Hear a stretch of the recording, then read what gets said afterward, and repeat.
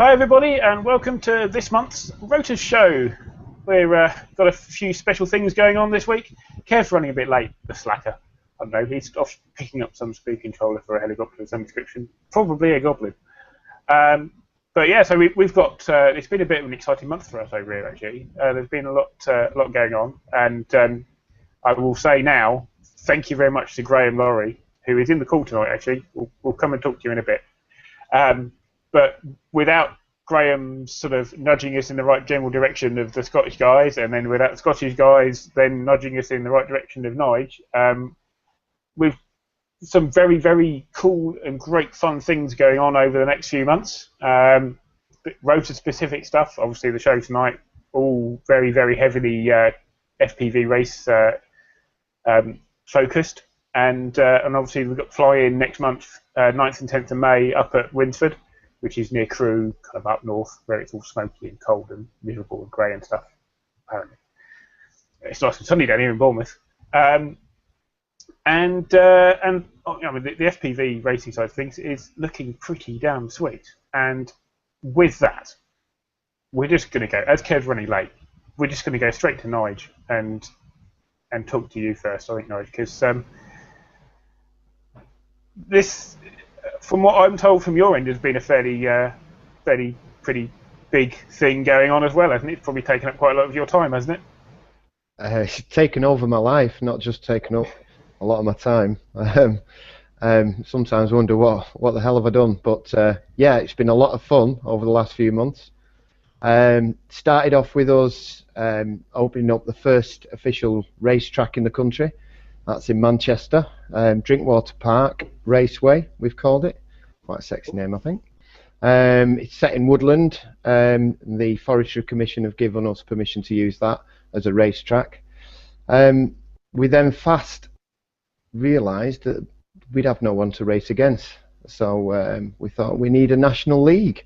So myself and Eamon, Tup, as he is on there, as you can see, decided, well, if somebody's got to do it, why don't we do it? Because there wasn't one. And that's what's led to everything that we've got now, the British FPV Racing League. Yeah, it's growing arms and legs. So, obviously there's been a lot of videos on YouTube and stuff, so people generally wanging around these little FPV racers, and then probably a few months back we had James and his cohorts down in, I think they're Somerset, aren't they? Yeah, Cornwall and Somerset. Cornwall.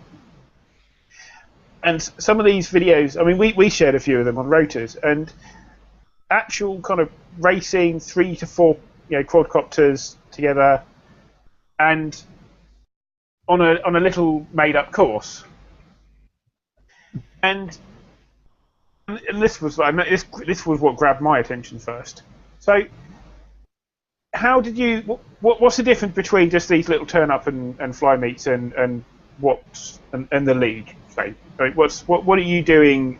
How are you different to the sort of just the little general bits and pieces? In many ways, we're not different at all. If you look at America, Australia, Canada, France, the sport is many months, if not a couple of years, ahead of where we are in the UK. People have been racing, and it started over there the same as it started here, with small groups, just getting together, putting some race gates and some poles to race around. It's inevitable that you get anything that's got a bit of speed and a camera on, people are going to want to race them, and that's how it's gone.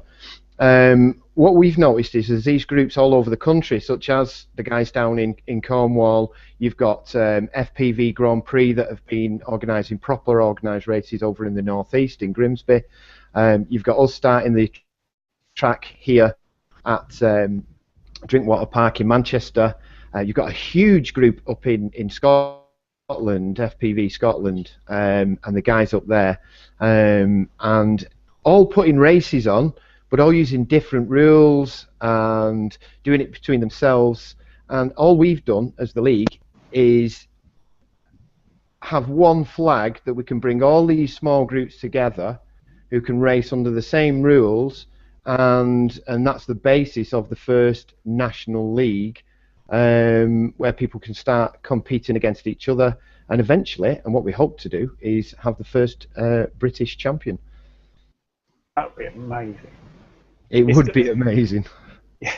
So are the events sort of the different races? Are they all races in their own right, and then do that go towards points towards the league at the end of the year, or have you not got that far as this season?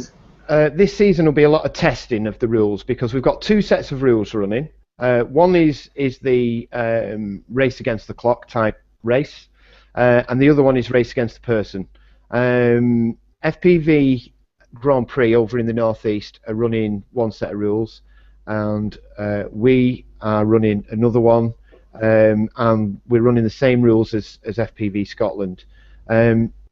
Because at this stage we don't know what's the best. It's too early days. So at the end of this season, we'll get our heads together and we'll say, right, what worked, what didn't work, and for next year there will be a full-on national league leading to a national finals.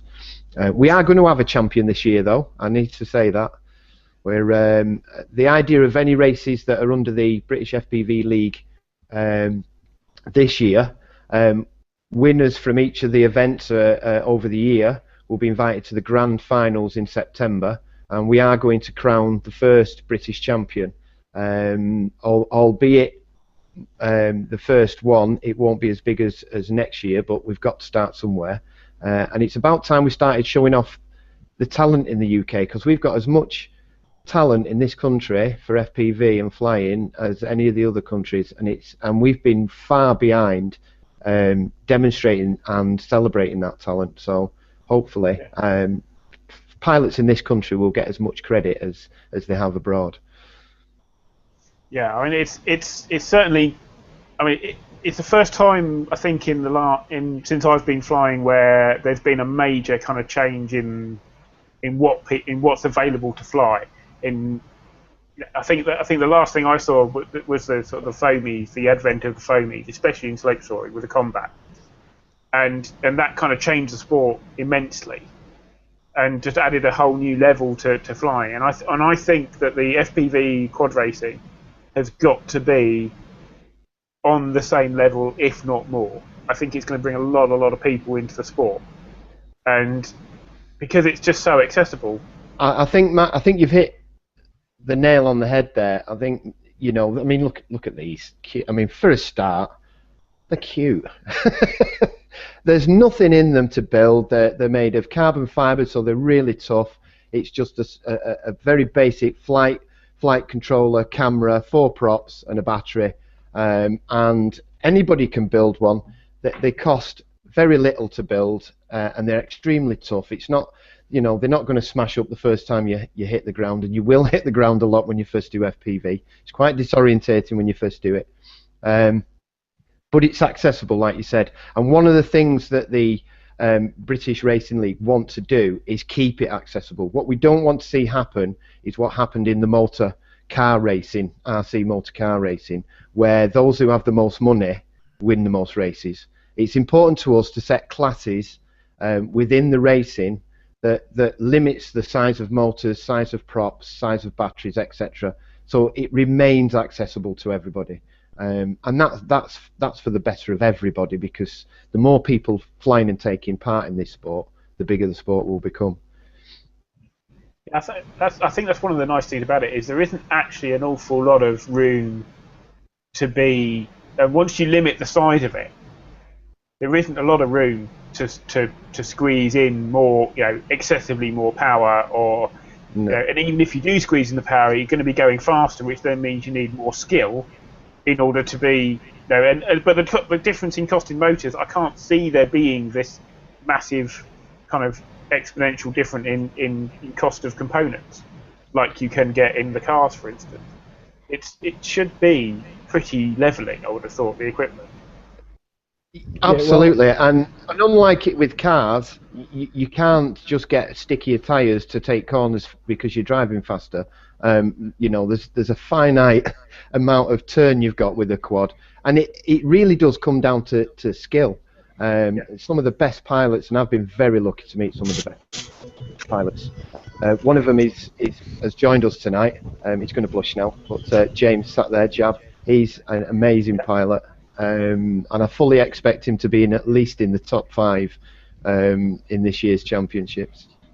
Fingers crossed, yeah. Right, we're going to come back to the quad racing in a minute. Obviously, Kev's joined us, and obviously there's a whole line of people that we want to talk to tonight. We will just come back to you in a minute. But obviously, Kev, what time did you come this way? Well, I'm sorry, it was Hellistig's fault. I was flying with Hellistig over in Warrington. And then I looked at my phone and it was like 20 past 8. I was like, oh shit. So it's just taken about 30 minutes, after we packed everything away, about 30 minutes to get from Warrington to Crewe. So, obviously maintaining this constant 70 mile an hour. Yeah, I never went over the speed limit once, Ossifer. Yeah, but anyway, just going back to what Nigel was just saying about regulations and everything on the equipment. As an ex-car racer, that was something that we always wanted because, like you say, those with the money and those with the sponsorship, they've got such an advantage to start off with. And then, like you normal club racer, you rock up with stuff you buy off the shelf, and they've got super duper fettled by the factory kit and everything, and you just can't compete with it. Granted, those with the skill will always rise to the top no matter what. But it's nice to on an even playing field, so it is just all pilot skill. It is just down to your thumbs that's doing the control, and I applaud Knife for that because that's how it should be. To be honest, that's how it should be. Everyone's on an equal playing field. It's all down to your thumbs. Yeah, I mean, and the other thing is because if you look at say the difference. I mean, I used to do a lot of racing with the gliders, and the airframe with the gliders made a huge difference. I mean, I basically walked away with the pylon slope pylon league because I was the first one to get the quickest model in the country into the country. Yeah. You know, and yes, okay, other ones got them sort of into the country and built within a couple of races, within a race or two. But by that point, half the season's gone, and that was and the Golf is an awesome machine as well. Yeah. But anyway, so I do it. With the quads, because you're talking about 4 motors, a controller, a battery, and some props, there isn't a lot of room there to be taking the mickey with. No, they are about as aerodynamic as a brick. So as long as, like, say, we just the aerodynamics are moderated, they don't come up with super duper slipstream body shells that you put on them and just leave it open frames. That's always got to be something to fight against. So keep it simple, keep it equal, and it'll be fun. That's how it should be. Go on. With us being a helicopter show, I do just have to talk about helicopters for 5 minutes. I'm really sorry, guys. I don't mind that. At all. Right. I've got a list of stuff. This is the first time I've made a list of things because I knew that we'd be short on time this time.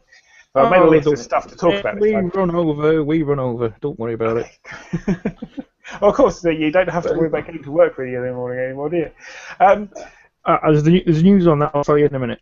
Cool. Right. Right. So Charmouth. I didn't get there. A few people I know did get there, and apparently it was a bit cold, to say the least, and windy. I believe. Yes. Well, Charmouth's always windy, isn't it? So, but no, as you know, I had employment issues, aka lack of, because I decided that I had enough and I walked out, which is fair enough. But I was just waiting on my week in hand, which, to be fair, I wasn't expecting because of it was a bit acrimonious when I left. It never came. I couldn't go Charmouth. I was sulking. But hey ho, the weather up here was mint anyway, so it wasn't too bad. I mean, those of you who follow me on Facebook, you'd have seen a picture up. It was absolutely glorious on the Saturday, not a breath of wind. Sunday was a little bit windy and cold because the clouds had come over, but yesterday glorious, not a breath of the wind in the sky. So look, I'm getting a bloody tan. This isn't just my dodgy lighting. I am getting a tan. I'll be brown soon, which is rare for me. I normally go bright red. So, you're up north. The sun doesn't shine up there. Hey, behave. It's not quite. It's not that grim. To be fair, we're only just north of Midland, so it's not too bad. But yeah, no. Heli-wise, that thing is a beast. I've been trying to beat the crap out of it, and I can't break it. I can break servos on it though, in flight, which was much interesting. Hey, what you got going on there? This is what I was doing on Saturday. Hey, is that Josh with your old man? Yep, that's my old man and little Joshy, and he's flying my Gulp. Oh, fair on the slope. And he's on the buddy box there, but I think in the entire time that I was off I took a bit of video and a couple of photos and stuff, and shared them on Google Plus. And in the entire time, Dad didn't take the control off him once, and he was flying it for about 5 minutes on his own, no problem at all. Which, considering that's probably no more than about 20 minutes stick time total. That's going to be one of these naturals, isn't he? Yeah, he is. Yeah. I'm going off him. I've had to work for it. I can't do it on my own. But yeah, no. Back to heli. So we don't like gliders. Sorry. Sorry. Yeah, no. This thing is just amazing. The review is done. I just need to do a little bit more editing. Sorry, Ade. Yeah.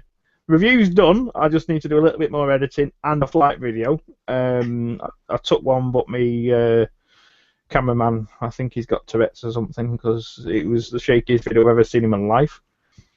But I had a servo go dicky on me yesterday, which was quite interesting because it was a cyclic servo and it was in flight. Eek. So, yes. Luckily, that particular servo stops at 90 degrees level. So it wasn't too bad, it was just interesting. I was like, do I cut the sort of hold now and just let it crash and replace bits, or do I wrestle it? And I was like, oh, I'm wrestling it. I got it about an inch off the long grass and just chopped the throttle. And it didn't break nothing, which is great. But, however, I'm now 200 odd pounds shorter because I've just bought a lot of BK servos. Never mind. 3-bladed goblin wise. Oh yeah. Oh, I said that. I got a 3-bladed goblin. It is amazeballs. Jury's out on the tail though. I can't quite get the tail right. It's just doing little. It's not bad. It's holding. It doesn't blow out. It doesn't do anything majorly untoward. It just doesn't quite feel right. You know, I'm just searching for the feel that I want, and I'm now playing around with tail pulleys. Because is that the 3-blade tail on the 3-blade head? Yeah, 3-bladed tail. Yeah, I'm running 1750 head speed, so I've chopped quite a lot out of head speed, which you don't need the massive head speed on the 2.3. Although if you speak to Gaz Davis, he's still running 2,300.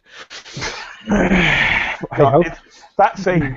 If you haven't, we showed a video that Matty Lodge took down at Charmouth at the weekend, and I almost regretted not going, just to see that and beg for a go. Not that he would have let me anyway, but anyway. I think Gaz would have let you have a go, to be fair, if you asked nicely. But just the cyclic just looks mental. It is. The cyclic is the most locked-in thing I've ever flown. It's the closest big heli I've ever got flying to my 570, and you know how good my 570 is. Yeah. Yeah. On the collective, it's a little bit mushy around centre. I think that it's just a trait of the 3 blades because it's not as efficient. So and they're more drag. So around centre, collective's a little bit mushy. So I've got an S curve going on my pitch, which sort of brings it back a bit. So do you reckon and I've got the blades are going through their own sort of turbulence at 0 pitch or something like that? Yeah, between 3 degrees each way, they're going through the turbulence and they're not doing a great deal. Okay. and I think the design of the blades as well doesn't help because the tapered at the tip, so they don't create as much tip drag. Okay. So you can still run high head speed and you're not overloading the motor. So I think the blade design with the inefficiency of the 3 blades just makes it a bit mushy. But I've dialed that out. That's fine. It's just the tail. I'm just chasing the feel that I want, and I can't quite get it. So I'm playing around now with tail pulleys, going bigger and smaller, and trying to find the right one. From flying. I mean, it flies perfectly fine. You can anyone's welcome to come and beat the crap out of it and see what you think. But I've got first dibs on that. I've got first dibs on that. The fly-in, that's mine. You've got first dibs. You've got first dibs on the 380. You've got first dibs on the 700 tri-blade, and you've also got first dibs on my night flyer. I'll make your mind up. No, that's fine. I've got first dibs on all 3. That's standard protocol. So you're just gonna leave me now with my Raptor 50, aren't you? Oh, I might let you find my T-Rex or my Plank. Oh, fair enough. All right. Yeah. For my helis, that's about it really at the minute. If you're not aware, I am now a sponsored Gen 8 pilot, and everything that all entails. So unfortunately, you'll be getting loads of videos and loads of promotion pictures off me. I do apologise. I've actually been hearing some stuff through the grapevine on the Gen 8. And I have some log files comparing the other popular brand that's in the UK. In a blue wrapper. Yeah, not the HK one, not the HK blue, the other blue. Yeah. And the other English, mate. Yeah. And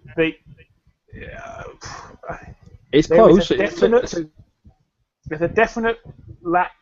The voltage on the same, on flights back to back on the same model, with equally run-in packs, same surveyed packs, and the voltage drops at full load are definitely, the minimum voltage is definitely higher by a margin. According to the logs. So yeah, according to logs, there is something there. The gens do slightly outperform the OPTI ones, but in flight you will not notice a difference. OptiPower, fantastic batteries. You'll get 400 or 500 flights out of a battery before it dies. They're fantastic. I cannot knock them. I do actually own OptiPower batteries myself, and they're nearly new, so I'm not going to get rid of them. But don't tell Gen 6. Oops. But no, I was flying my 570 tonight, and the turnages I've got for that, they were showing major signs of sag, and Helistig flew it, and it was just ridiculous. Granted, I do have ridiculous head speed on this, and agility is turned up to 11, and it's just showing massive signs of sag now. So it's definitely in need of new batteries. So the sponsorship has come at the right time, but awesome. It is not one of these where I get everything for free. I've still got to pay for it. I just have to work for it. Yeah, there's no such thing as free sponsorship anymore, is there? Unless you're an absolute factory pilot, you ain't getting out for free, and factory pilots are few and far between. Yeah, you basically have to be Duncan Bossian, Alan Zarbo, Kyle Stacey. There's not. Brothers. I bet he pays for some stuff. I bet even he pays for some stuff. Yeah, well, that's it. I mean, the likes of Duncan, they're not short of Bob or two, so that doesn't really matter to them. But they do get. They are probably, there's only, I'd say, a handful, 15 at most, sponsored pilots that get stuff for free. There is not many at all. So if anyone says they're a sponsored pilot and they get stuff for free, they probably don't get it. So anyway, that is my heli world in a nutshell. Cool. Right. Moving swiftly on. Before we go further, the fly-in, the field looks like a bowling green. So yeah, we're going to talk about that bit later on, because obviously we've got to go back to Nige and go and talk about sort of racing stuff. Yes, we have indeed. Right, next though. That stuff's really awesome. But Yes. right, I was just going back a little bit. Charmouth. Apparently, Yes. it was quite quiet again this year, which is a bit surprising. So, I believe. I mean, obviously the hardcore were there, the ones that are at everything. If you look at all the Facebook and Google Plus accounts, the usual suspects were there. Obviously we wanted to be there, but we couldn't. But yeah, no, I think it's one of them. Charmouth. It's a good event. From when I went back in the day, it was a cracking event. It's just too far. It's too. If you're north of Birmingham, it is hell of a way. I mean, even if you're in London, even if you like London sort of way, it's still 3 hours from London. I mean, bearing in mind, I'm on the south coast, right? Mm-hmm. And I'm only up the road, effectively. Mm-hmm. I'm in Bournemouth. It's 40 miles or something. It still takes me an hour to get there. I was going to say, yeah, because there's no fast roads getting to it. It's proper Dorset countryside. Yeah. Yeah. It's a cracking event. It's just gonna be ruined by its location, unfortunately. It's 9:30 already, and we haven't really done anything. Oh, behave. Go on. Carry on. Right. Next. Right. The only other thing we have to talk about helicopter related night, and then we go straight back to all the really cool quadcopter stuff. The only other thing we have to talk about is the unicorn. Yeah, the unicorn of helicopters. Now, if anyone remembers back in the day the Avant Aurora, you will know that getting hold of them was trying to get hold of hen's teeth, especially new, because Avant, Carbon Extreme, they just do it to order pretty much, and it's a very low volume kit. A boutique heli, don't get me wrong, and it's a fantastic heli, the Aurora. And new on the Mostro, it's a cracking heli. The electric as well is absolutely amazing. Watching one of my clubmates fly it's amazing. The electric.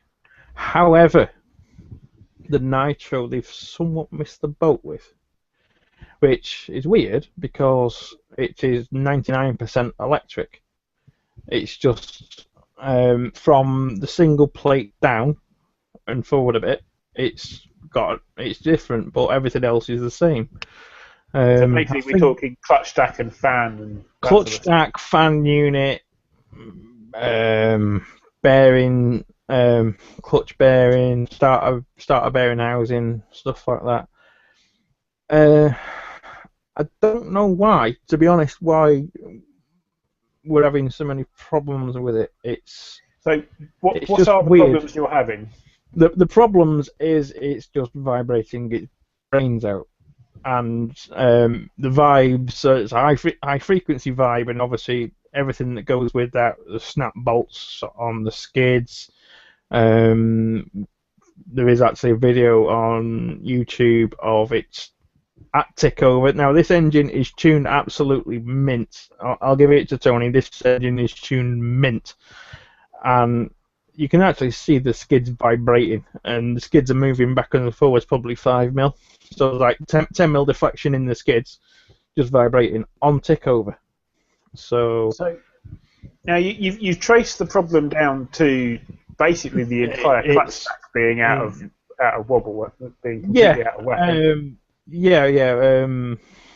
Out of machine. There's a couple of fail run out, balances out, and stuff. Now I just think it's poor CNC machining. It should really be turned on the lathe, to my eyes. They must be turned on the lathe. I mean, surely. Well, it looks like it's CNC milled, to be honest. Really? It looks that way. Whether it is or not, I couldn't tell you, because obviously I'm not privy to how Augusto machine stuff, but it does look CNC milled, to be honest, and it's just really.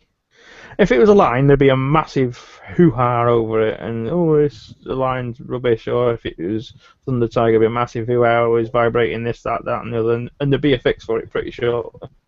But it's just chasing vibes, and it's just. And the new bits that you got from the UK distributor, Yeah. Same. Well, yeah, he got bits to replace the ones that were out, and they came to identical. Bits have come from a van, and it's still done the same. He's tried 4 different engines on it.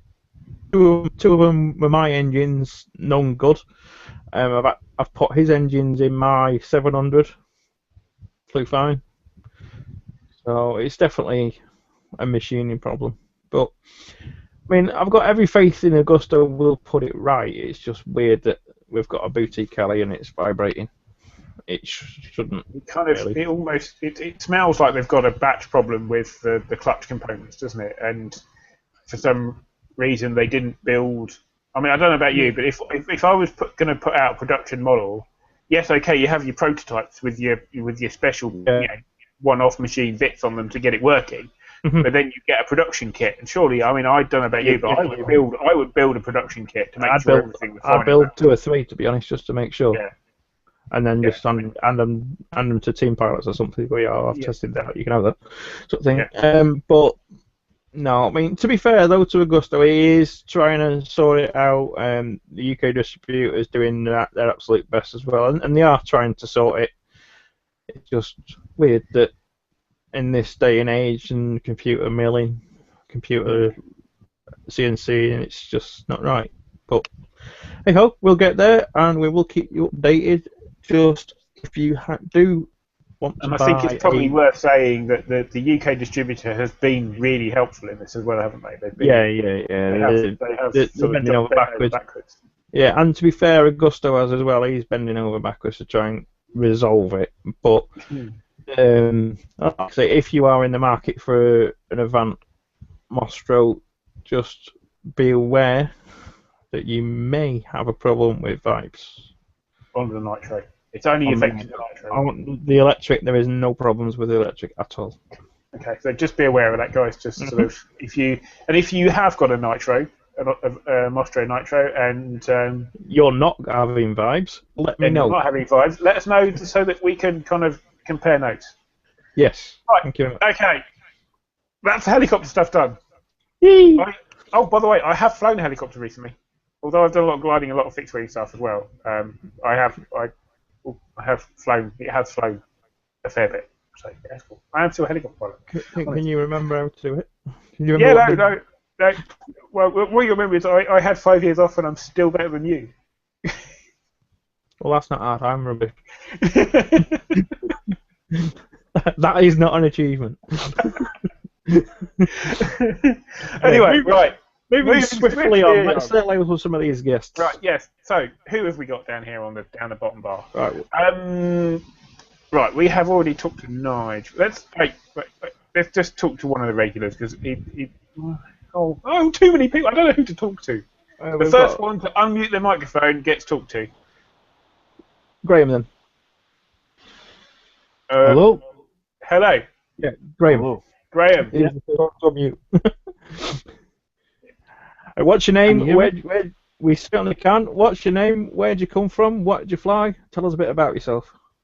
Graham Lurry from Kinnaghleven in Scotland. Can you hear me? Yep. We certainly can, Graham. Yep. You getting me? Yep. Yep, we can hear you. Yeah, right. So Kinnaghleven in Scotland. I've been flying this is just me into my 3rd year now. Into helicopters. One that I got off of Lee. Which I've still got the canopy Lee. I've seen it in your picture. You see that one? It's done me very good. It's mostly a line that I started off with. I've got a 550 that's really, really good. It's on a MHS Brain.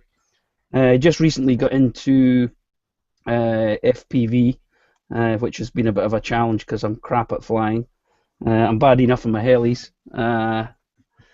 Other than that, I've been learning a lot off other people on the website, like Lee, and we were all on a forum before, RC Help, and now we started up our own one, rchangout.com, and there's only one other person in my area that flies. That's Cameron, and he can do all his 3D stuff and that. He's pretty good, so I've been out with him lately. and we're both getting into FPV. We're clearing a local forest, which we've put some videos on RC Hangout, and we're hoping to follow the guidelines of the other guys on FPV and try and set up a course here that other people will be able to fly on. But that's about me, I think. I mean, I must say, I think I mentioned it at the top of the show, didn't I? The fact that Graham was kind of like pretty much responsible for the number of people that we've got on the show tonight. And a big thank you for that lead onto FPV Scotland, and then obviously that led us to Nige and this wonderful group that we've got with us tonight. Thank you very much, Graham. Lee, I think we're going to go to you next, because I think I might be able to say we've had better weather here over the last day or two, maybe a week, maybe a bit more, than you might have had in Spain. Well, looking at the state of Kev's face, unless that's fake tan, I would say so. Now, you see, you're living in the wrong country. Lee is in Spain, by the way, everybody, for those that haven't tuned in before, and it's regular that he comes on and says, well, I haven't been able to do any work because there's been no wind, because he's a wave kite. Oh, what? What's the word? What are you? Surfing instructor. That's it, kite surfer. See, I've only had one. God. I'm actually not anymore. I've got a new job. Oh, Christ. What are you doing now, then? I'm now working as a boat builder. God, that's even worse. Yeah, it's great because I start work at 7, finish at 3, so I have all my afternoons free to go flying. So, yeah, no, I still hate you. Professional beach bum. Yeah. Well, instead of scratch building planes, I'm now building boats. It's pretty much the same thing, just bigger. So, have you been doing much flying over the last few weeks? Yeah, loads. Weather's been fantastic, although today is blowing about 40 miles an hour, but the next week's looking awesome. Okay, slope soaring then. Yeah, and because I've got a job now, I can afford to fix my helicopters. So I've got the warps up and running. I've just I redid a canopy that I broke, and so I fixed all the cracks, filled all the cracks, and resprayed it. So I've got a new stealth canopy. It was sort of white and checkered flag and everything before, but now it's all completely black, which actually stands out quite well in the sun and don't really have any problem with orientation. Oh, and I picked up some of these orange high-vis links from Bud at Quick UK. They're really nice. So yeah, that's running well. So just trying to get the fingers back in and thumbs back in for flying helis, because it's been about 4 months since flew a heli. The Goblin's next. That's the last thing to be repaired. And flying the quads, I've got my QAV 500 up and running again. So that's flying well. Unfortunately, I broke the sensor for the gimbal the other day, so now I have to get a new sensor for that.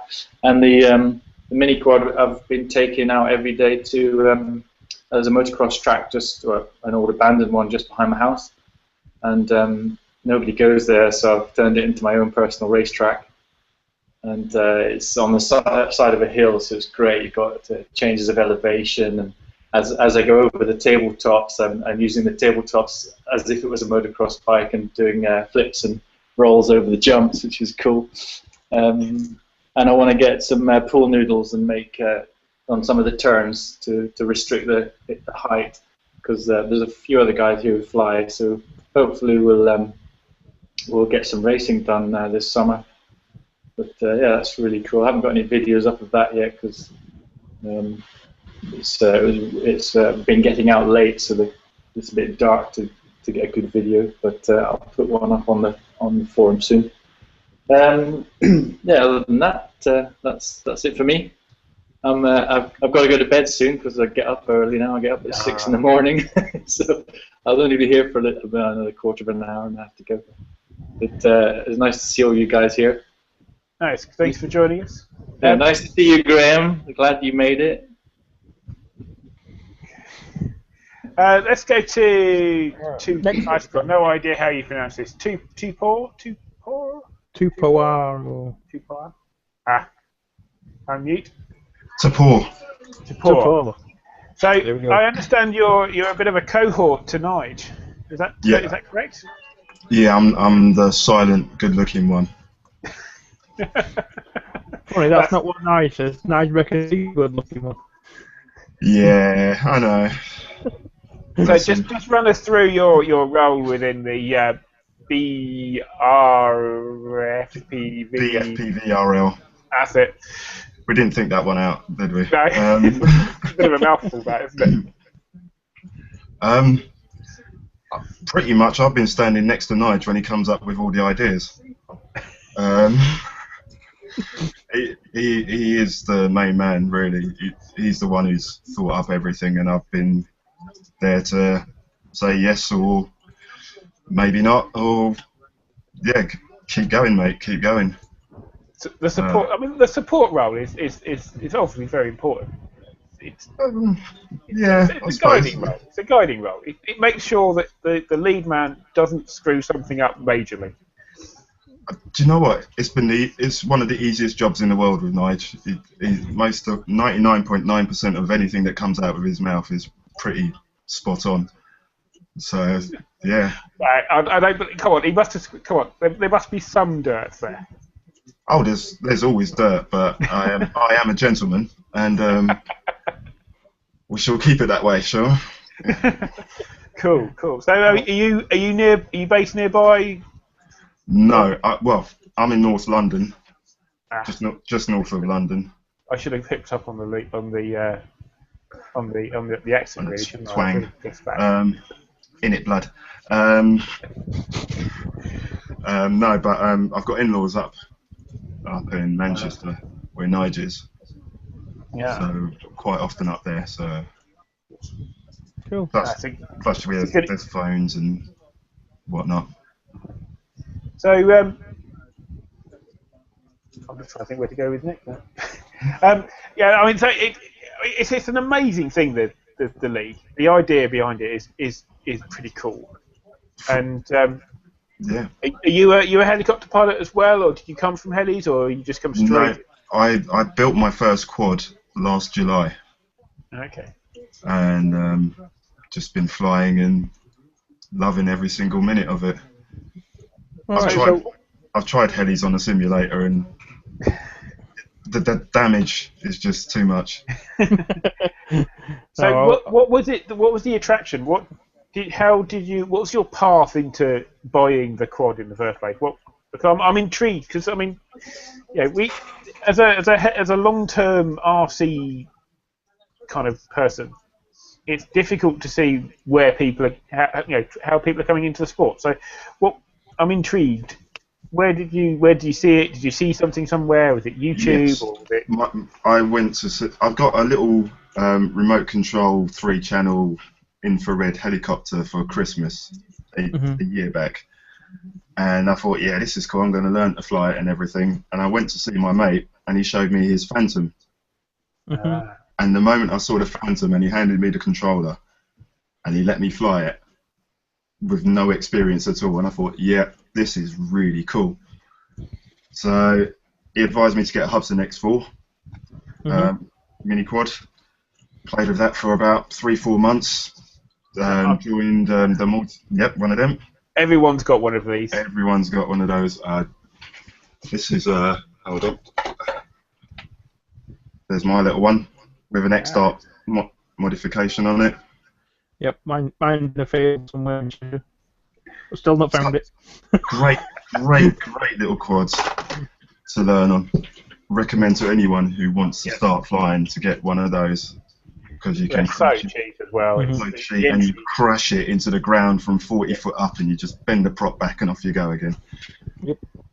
They're one of the few things in the sport that costs nothing but works really well. Oh, unbelievably well.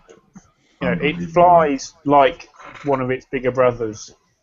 Very, obviously they're different, And the flight controllers aren't as good as and everything like that. But for 35 quid, you can't fly. You can't buy anything that flies as well as that. And then if you upgrade to the camera version, which has got bigger motors on it, that is just an animal compared to that. That is the next level. Okay, cool. Right. So did you do any cars or anything in your childhood or anything? Any RC cars? No. Nothing at all. No, I always thought they were cool, but never had the chance to get one. I said this months ago, didn't I? I said this is going to bring people into the sport that would have never done anything else. Yeah, definitely. I mean, I've been in the hobby 22 years and flying and everything. Cars before that as well, and this is, I'd say, it's the fastest growing sector of RC flight ever. I've never seen anything grow this quick. It is immense. Crazy. Even from when I joined the scene, Mhm. And I've watched it grow, and it's just massive now. Absolutely massive. You could barely find any YouTube videos of anyone flying a quad a year ago, and now they're absolutely everywhere. And there's some really good flyers out there. And the thing was, the ones that you did find online were the ones that were doing something stupid, like flying over Alton Towers or Blackpool or something like that. Pretty much. Whereas now you see people doing things properly. They're still having fun, but they're doing it safely, and that's kind of it's a very important balance. Yep. So with the safety side of things, I mean, did you? Because I'm not. The people that are picking these things up are not stupid. They're human beings. They've got brains between their legs. Between their ears. Mine's not anywhere at the moment for some reason. But where was it? So where did you learn to fly safely? What was it? What was the local parks at first with my X4, and I joined a forum called multi-rotor.co.uk, and absolutely, that's where I met Nigel as well. Absolutely wonderful bunch of people, multi-rotor enthusiasts. Everyone will help you. No question is too stupid. Excellent. That's great. That's what it's all about. It's good to know that there are easy things to find for people these days that are going to guide them in the right general direction. So that's multi-rotor.co.uk. Okay, cool, awesome. Thank you very much. Right, I'm going to move on now, if you don't mind. Right with the knee. Right with the knee. He wasn't paying attention, so we'll pick on him. Right, if you could unmute yourself and have a chat with us, please. What's your name? Where'd you come from? How did you get into flying? Is that working? Yep, we can hear you loud and clear. Loud and clear. Hi, I'm Graham. I'm sort of a friend with Ben on here. I've been a car enthusiast since from a kid. I used to race the Marday Mini. A local club. I used to do a little bit of off-roading, eventually dipped into the old petrol ones, and then I found alcohol, and I stopped racing, basically, as you do. And it's only recently that I've got into the quad scene. I bought a Phantom knockoff, as it were. It's the Quantum Nova or the Cheerston CX-20. It was okay, it did the job, but I started tinkering, which meant I break it, and getting parts from Hong Kong was too long, so I got impatient, and I then decided to build that, which is the flame wheel. Yeah. It's a clone. It's a clone, but it's very similar. But yeah, so that was my tinkering toy, which bits just fell off. So is that the Hobby King one, or? It's a combination of all sorts. It's not right. It's the S50 frame. It's a very close clone. It's been. And that's the copy of the DJI flame wheel. Yeah, the F550. Yeah. But it's got NASA in it. I've got the NASA. I've upgraded the NASA to the V2, as most people now, and then. That was just purely because I love the idea of flying and filming. That's what's got me into it. You see all the footage on telly or YouTube and stuff, and think, I want to do that. But when I had that Cheerson and I've seen the Phantoms, it's no disrespect to anyone that has a Phantom, but they look like toys. And I think that was the problem. I didn't want to go somewhere and fly that Cheerson, or buy a Phantom and fly that without having this kind of, it looks like you're flying a toy. Yeah, they do have that kind of thing, and I think that's one of the problems with them. That is the perception of them is that they're a toy. Yeah. And so they get flown like they're toys. Yeah, I think, and also with the way that it's ready out the box, I think this is where you were saying about the safety issue. I think this is where the safety issue comes in, is that people can take it out of the box, charge up the batteries, and then go and fly it. Mm-hmm. Because it looks like a toy, it feels like a toy. People don't think of the harm that could do and the legislations and stuff. Whereas I know that if that fell out of the sky, it's going to do some damage. Yeah. But and the general public, a lot of people don't quite understand that the general public don't have the perception of danger of these things that maybe somebody that's flying it does. I mean, I've been. And I don't know if you've seen me flying a helicopter, but I fly low and fast, and we do fly at public sites, which have public access and dog walkers and all this sort of stuff. And we always fly together with a group of us, at least one other person generally. And we have to keep an eye on what's going on around us, because you get people just that, you've got this helicopter doing 2,500 RPM, 6 foot off the ground, backwards inverted, doing 60 mile an hour, and they will just walk straight across in front of us. Yeah. Because that's the quickest route for them to get to where they want to go, and they don't quite have the they don't quite have the understanding of what damage these things can do. I think they don't see the props, and that's it. You're doomed. If you've got still 6 props, yeah. Once they've got the carbon fiber props on there, they're not going to stop. No, exactly. Yeah, I mean, I think the ultimate danger level isn't quite as high with a quad or a multi-rotor, but it's still going to leave a hell of a mark. Yeah. At the end of the day, it still weighs, a couple of kilos, 2.5 kilos. Oh, right, yeah. If it fell on top of you, you'd know about it. Even if you dropped a bag of sugar on your head from 100 feet, that would hurt. Yeah. Never mind all the pointy spinny bits. Yeah. Well, I accidentally stuck my fingers. I had black props on this a few weeks ago, and one of the motors wasn't spinning up, so I just spun it up gently, and for some reason I just still started to stick my finger where I couldn't see the prop. I won't do it again. Nope. Are you involved in the FPV racing side of things at all? Do you? No, I was going to attend the Benz one, but I'm working. I'm a photographer, and I'm working on that night. But I am currently learning the craft with this little. This is the Emax Nighthawk 250.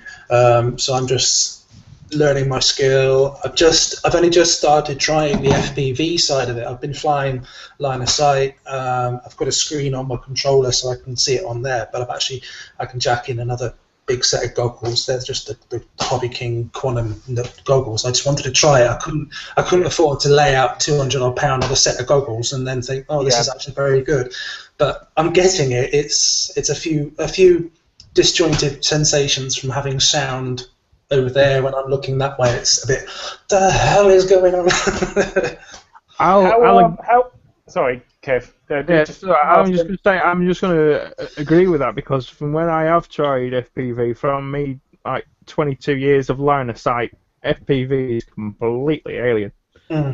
It's so difficult. It is a bit weird. Well, you're weird, April. So. Oh, that's true. Yeah.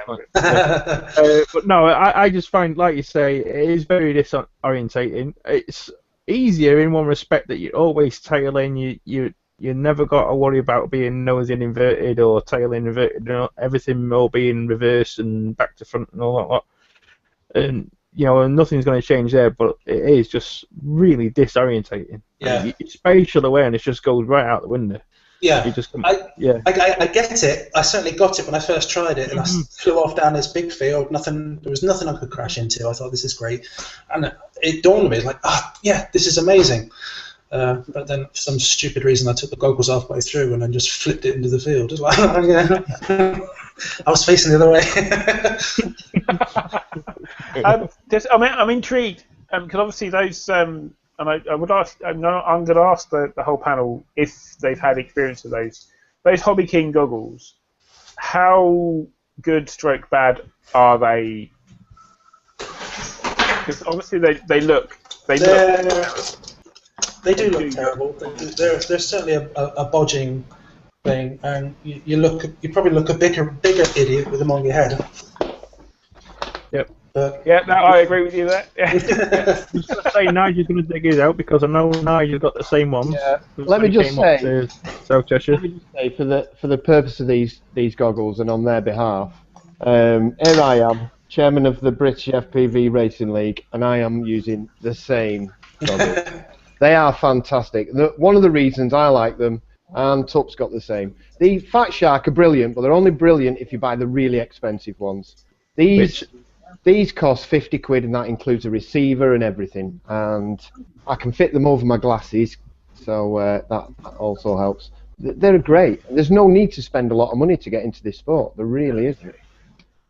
So they are perfectly workable. They do fantastic. work. And I had Fat Sharks, and I sold the Fat Sharks to pay for a pair of them. Really? Yeah. Wow. Yeah, great, and they changed everything for me. One of the tips I think for people, and this because this helped me when you're doing the FPV, and you do find it disorientating. And I think it's worse for those that have flown a lot of line of sight to try and change that way that you're flying. You've really got to imagine yourself sat inside that model. If you imagine that you're not sat down flying the model, you're in that model. It all comes together because then your brain gets it then, and your brain allows you to understand what's going on because it's correct. You're seeing one thing, you're hearing another because the quad's over there, and and you're feeling something else because there's a lack of gravity. Although you feel like when you're going up and down, you should be feeling the gravity. You're not, and your brain's getting all these mixed messages. If you tell your brain that you're sat in that model and flying it, it comes. And once you get that click, the FPV comes to you, and you'll not find any better fun in RC modelling, not in my opinion anyway. Unless I could fly helicopters like I've seen Kev fly them, that'd be pretty awesome. But don't take me as an example. I'm rubbish. Now, you say about the whole issues with sound and stuff. I flew. I went to visit Angelos at Spartan about a year ago, and had a go on his. He had a Zaggy, one of the combat wings with the FPV set up on it, and that was my first experience of FPV. And it was, and he had a ground station which had audio on it, so I could hear the model sort of to the right of me, sort of when I was sat down. And for the first couple of minutes, I was really confused because the noise from the model wasn't moving around. I was expecting to hear the model move around myself, but I couldn't hear it. But it was coming from the ground station. So, yeah, it was definitely a little bit disorientating to start with. But, as you say, once you start getting to terms with the fact of you're in the model flying it, and you fly it from that perspective, and you just forget your surroundings completely on the ground, then it does get it does get a lot easier, definitely. Absolutely. I mean, and what I would say to people is stick with it, because you have that moment in it, and it's the same with line of sight, and flying face in and stuff. Just stick with it, because at some moment it'll just click, and that's when the fun starts, and you'll never turn back. I'm convinced that all you heli addicts there will, when you really get into the FPV, and when we come up and do that flight with you and we put on the demonstration racing, we've got some fantastic pilots coming up with us to do the racing with us, and you'll really enjoy it. And we really encourage you guys to come to the fly-in and have a go. Just have a go. Yeah. Yep. We're going to cover that a little bit more in a little bit. Let's just go and talk to Ben. Sorry, guys, that we haven't got to you yet. It's kind of there's been a lot to talk about tonight. Ben, can you just unmute yourself and have a chat with us? Yep. Ben, living in Grimsby at the minute. My start in RC was about 13 years old, which is what 20 years ago now. Well, just over 20 years. I got into planes, and then at 14-ish, obviously discovered girls, and then they went out the window. Stayed out of it until about 2-ish years ago, when I got a little 3-channel helicopter for Christmas, same as a lot of the other guys did, I'm sure. From that, I went up to one of the 4-channel B911s.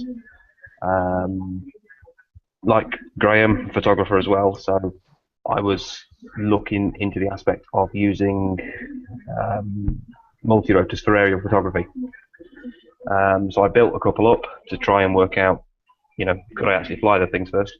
And it all sort of went from there. I built the 550 up, my little mini quad there. Set up the racing side because there was no one really to fly with. It was a case of doing that to try and get a bit more competition into it, try and get people together and new people in to see that it wasn't all bad and we're all spying on people and trying to watch them while they're sunbathing in the garden or whatever it was they were thinking. And then on organising that, I realised that I'm not actually going to have the time on the day to race. So.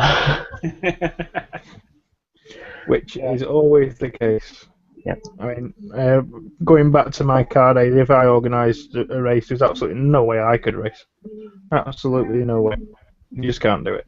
But now, forgive me if I'm wrong, aren't you the FPV GP? Yes, that's right. Would Yeah. that be right?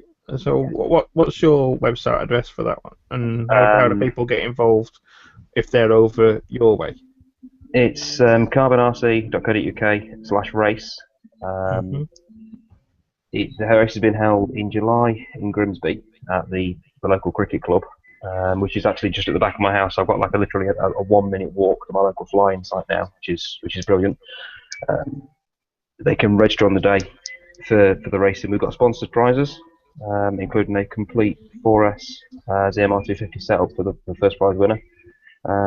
It's looking good so far, but like I say, time will tell. And Cool.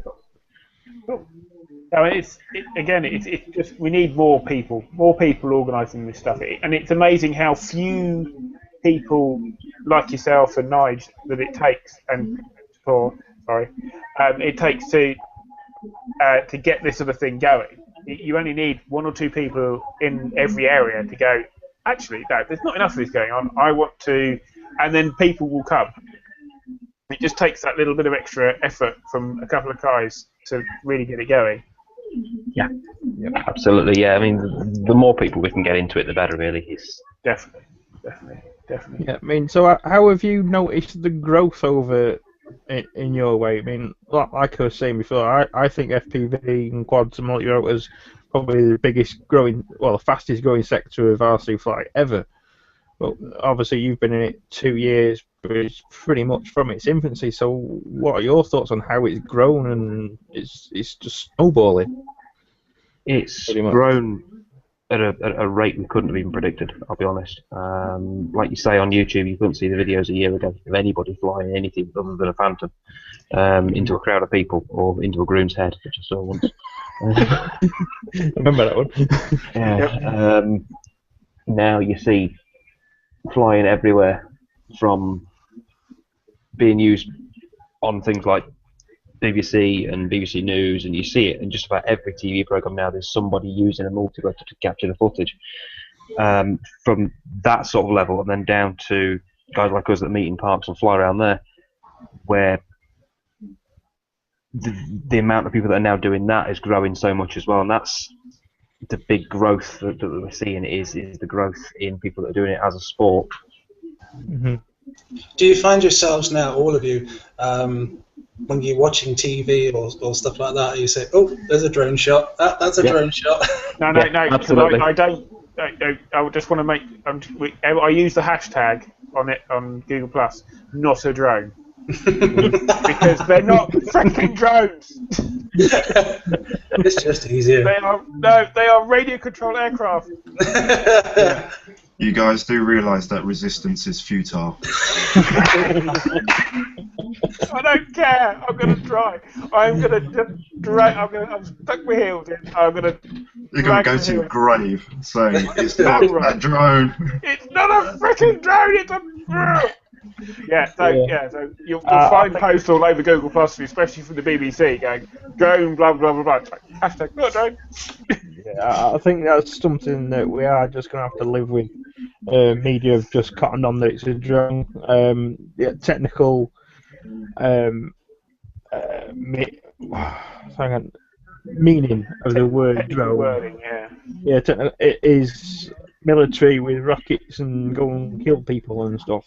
I think the more Ben does and Nige does towards this sport, the more people differentiate drone from a military drone. Yeah, we just exactly. Got to give it time and keep doing what we're doing. Yeah, exactly. Especially the racing side. Exactly. The more racing that we get out there, the less of the whole privacy, as Ben said, the whole the feeling that people of people that are saying, I'm worried about them filming me through my bedroom window. Rubbish. That would never happen. It will pass. It will pass. Yeah, I hope so, because it's. And as I say, so we need more racing is better. And also, come on, I mean, I have done fours up racing on the slope with gliders, and there is nothing like head-to-head with 3 other people. One of the things for me is we all seem to be singing from the same hymn sheet. And I mean, when I spoke to Ben last week, and hi Ben, by the way. Hello, Nigel. That was a lengthy conversation, wasn't it? It was about 2.5 hours we were on the phone. Yeah. Are you still married, by the way, after that, or did you divorce in the end? Yes, just about. But it was clear from the very beginning that we wanted the same things. We want to see the sport flourish. We want to see the sport, shake off this negative vibe that the press has given it with multirotors, and we want to see a national championships, because it's the one thing that's lacking in this sport is there's no official championships. So between us, myself, Ben, Graham up at FPV Scotland, you guys there, Drinkwater Park. Between us, we're all going to make that happen. I'm convinced of it, because we all want the same thing. And the pilots involved, and James was on before, but he's disappeared at the minute. I'm sure he's watching. A lot of the pilots that are watching this tonight, they want it as well. They want to fly, and they want to be recognised, and they want to do it properly in proper organised events, and that's what we're going to provide for them. So watch this space. Cool.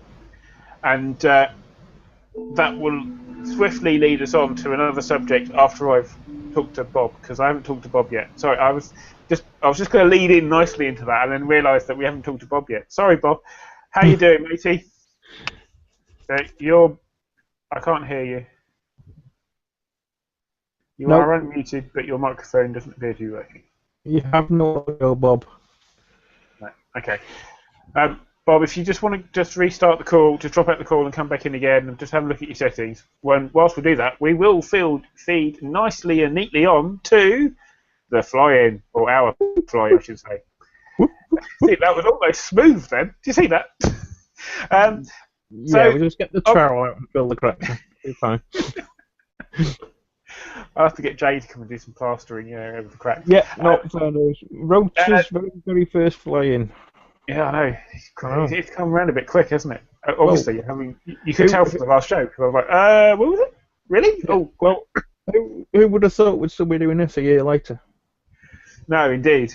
A complete format change halfway through, and everything else that went with it, and we're still going a year later, talking crap on the internet.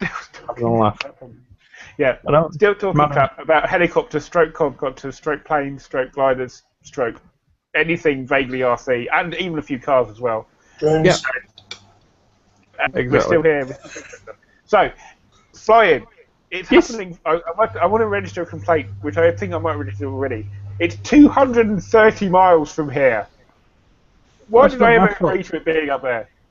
Well, because it's my flying club. It's sort of in the middle of the country, and it was easy. You're right. It was just so easy. Chairman, can I have a fly-in? Yes, thank you. All right, done. And it That is was a gorgeous field. It is. I mean, there's. It I'm is.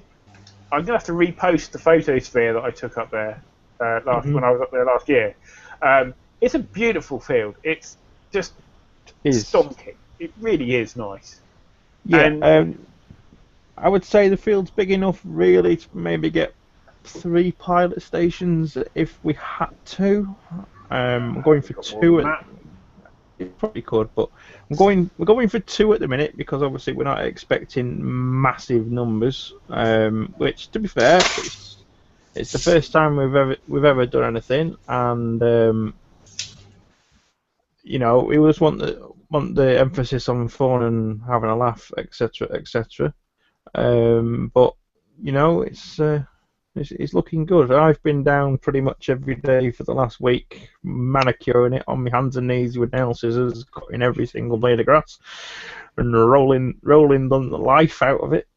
But no, it's looking good. Yeah, so, I don't know. I think we're expecting about 30, 35, I think, plus the multi-rotor guys. Yeah, I was going to say plus the multi-rotor guys. Plus the multi-rotor guys, yeah. Now, obviously, Nige paid a visit to the site. Was it last weekend or the weekend before? I can't remember now. No, weekend before, wasn't it? Weekend before. Yeah, and surveyed it for the purposes of quadcopter racing. He did. I think the lake scared him a bit because he didn't want to get his feet wet going and get his quad. But the lake is a good half a mile away. But the area we've set aside for FPV is massive. I think it's about 10 acres, something like that. It's a cracking site, and the most important thing for FPV is there are plenty of trees. We do like our trees to fly around. I think we'll have a really interesting racetrack there. It's going to be good. Yeah, I mean you're bringing some air gates up, aren't you, Nige, as well? Yeah, we'll bring the kit up and set up a proper course. And I believe you guys are going to try and stream it live. Or have I put you on the spot there? We're gonna try. We're gonna try. I'm going down tomorrow with laptop and dongles and stuff and see what sort of bandwidth and everything we can get. Definitely going to try and get screens up in the marquee because we've got a marquee to go up. We're definitely going to try and get screens up so we can see the pilots' goggles as they're flying around in the racing and everything. But we're definitely going to try to stream some of that as well as having a webcam just sort of surveying the field so people can see what's going on. Now, obviously, we're going to be relying on mobile. I've done a test at home on my phone, but the issue is the tethering kind of data usage side of things is a little bit tricky. I've got unlimited data, but only 4 gig of tethering on 3. So I'm kind of going to be pushed to do anything that I have contacted 3 to see if we can get them to sort of give us some stuff to be able to do it. I'm waiting for a reply. I was hoping to get something back from them by now, but that's sort of in the works. I reckon with your phone, Kev, because you've got unlimited tethering on yours, haven't you? I've got unlimited tethering. We have got 4G at the field, which is great, in the middle of nowhere, and we've got 4G, which is amazing. Cool. So we'll definitely have one stream of something going all the time. Be the field, an ambient field camera, or we'll switch that around to sort of first-person view camera feeds, and we've got the equipment available to be able to do that. It's just how many feeds we can get running on the day. If you used an Android phone through your 3 connection, you wouldn't have to have the limit of the tethering. So if you unfortunately 3 have cottoned onto that, and I now cannot tether my phone. With the tethering. What I'm saying, if your phone has got the camera on the front, and you can use that as your Google Hangouts. Oh yeah.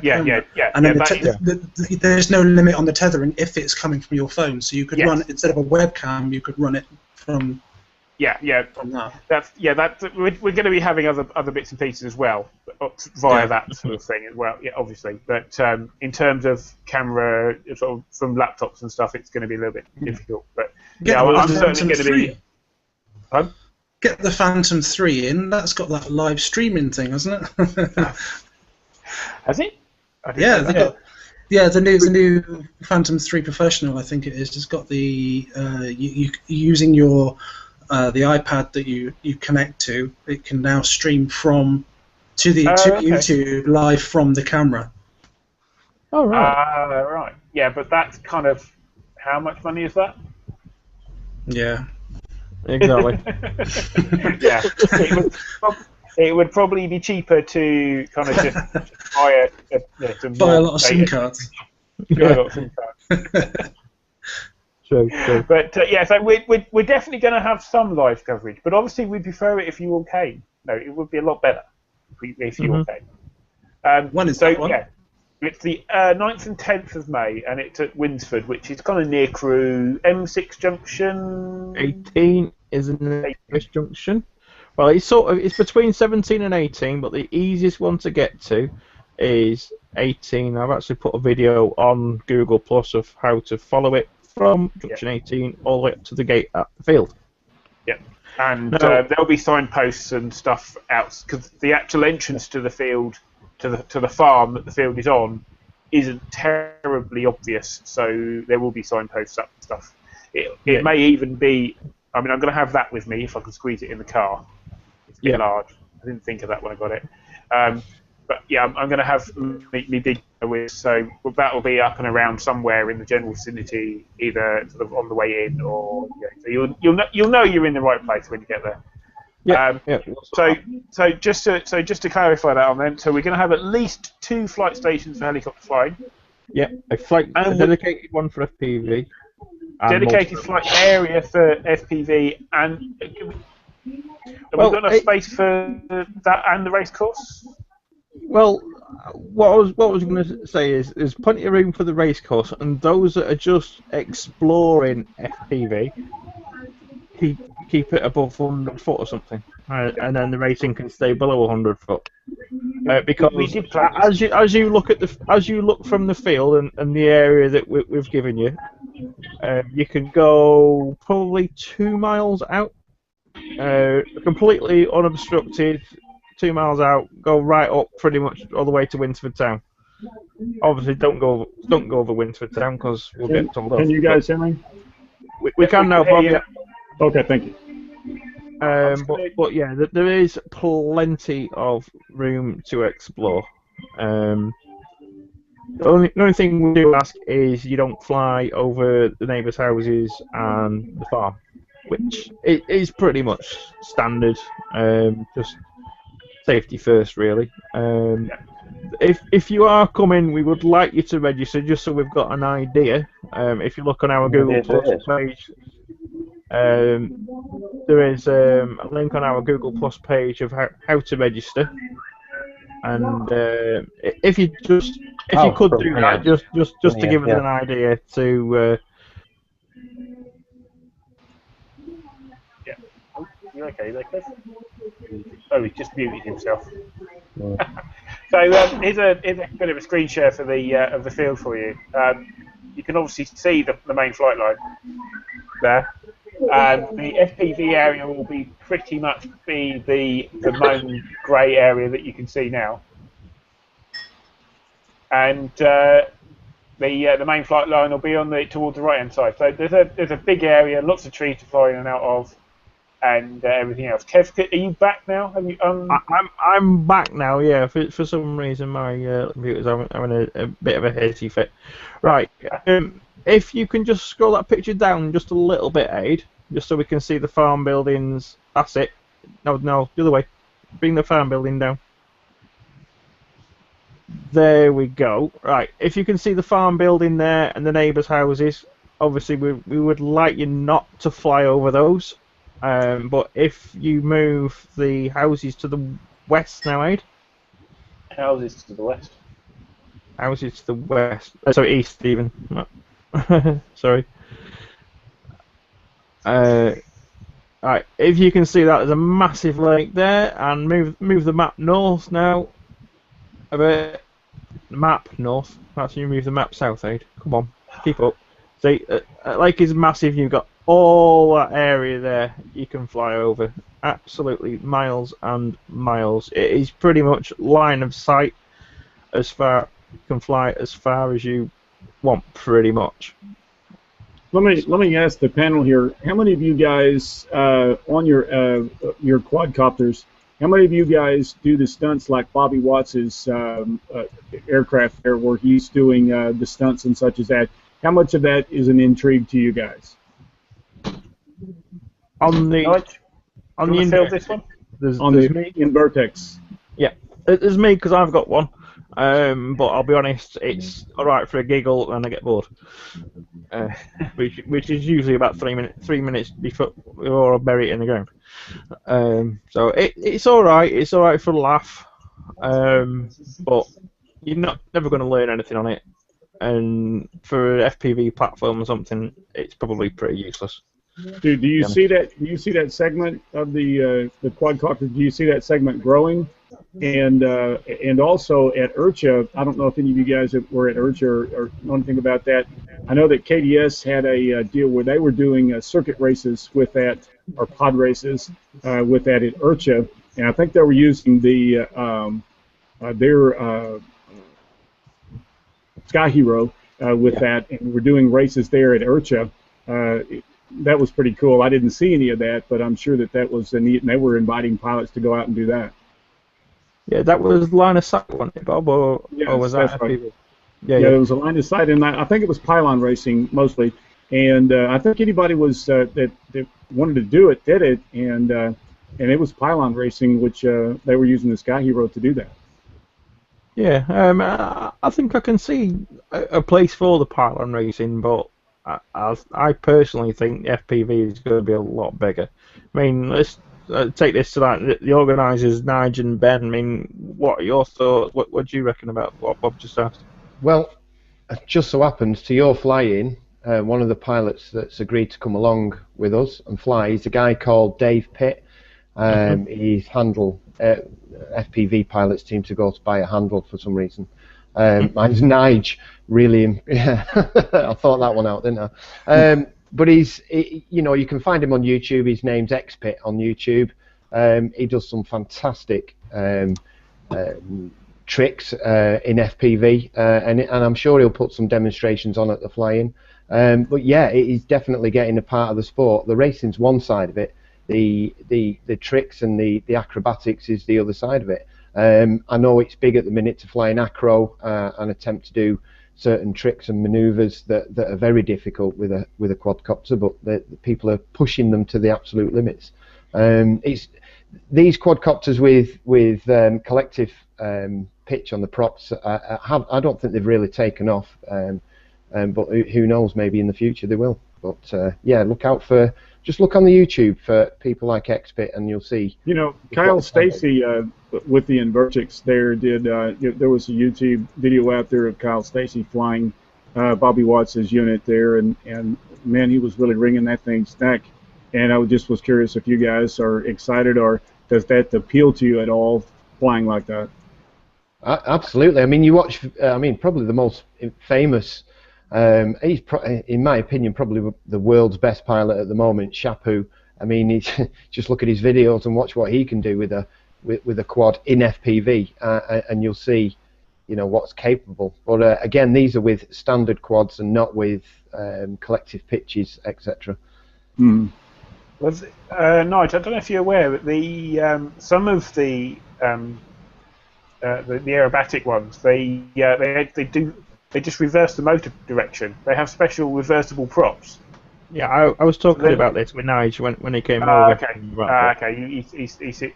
Right, I've got a screen share here of the photosphere that I took when we were up at when I was up there before, and up at the field, and as you can see, it is a massive field. And being up north, it was a bit grey and stuff. But it's always grey up north, so they say. But no, I think the actual field is 20 plus acres, something like that.